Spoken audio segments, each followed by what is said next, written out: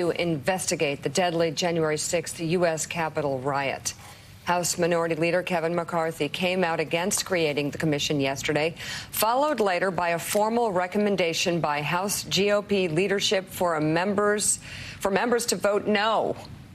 The California Republican issued a statement in opposition because the commission's scope will be focused on the attack on the Capitol without including protest violence by Black Lives Matter and Antifa the previous summer.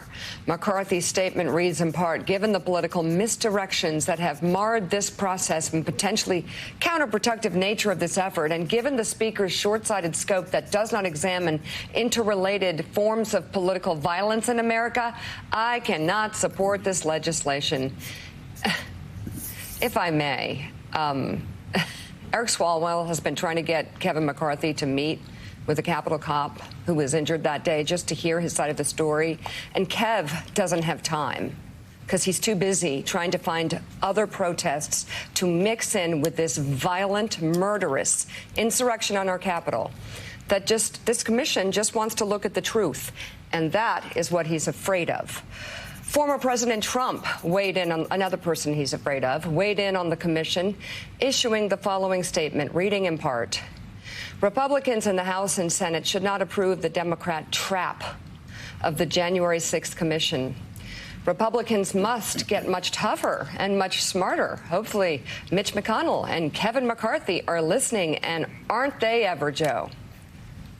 Yeah, well, you know, you're looking right there at the guy who led the conspiracy to commit sedition, to have the insurrectionists come to the Capitol that day, the worst breach of the United States Capitol since the War of 1812, and certainly the greatest threat and attack on U.S. government and what it does constitutionally since the American Civil War. Now, you've been seeing one member after another on the Republican side lie and say, oh, it's just tourists coming. Oh, it's just tourists.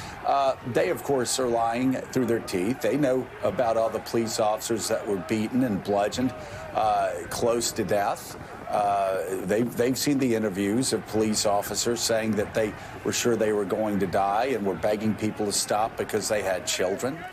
They've seen the pictures of police officers with their heads being smashed in doors and being crushed, many who didn't think they were going to be able to live. They've seen people going around chanting, hang Mike Pence, looking for Mike Pence. They've seen all of that. And one member who said, oh, they were just tourists, is one of the same members who was pushing a desk up against the door going into the House chamber while the police had guns drawn to stop the insurrectionists from coming in and killing members of the House. So, yes, they're lying. They don't, Casey, want transparency. They don't want truth. And certainly they are following the ringleader of the conspiracy to commit sedition against the United States government and stop the counting of the votes that day. And that, of course, Donald J. Trump. And so, once again, they blindly follow.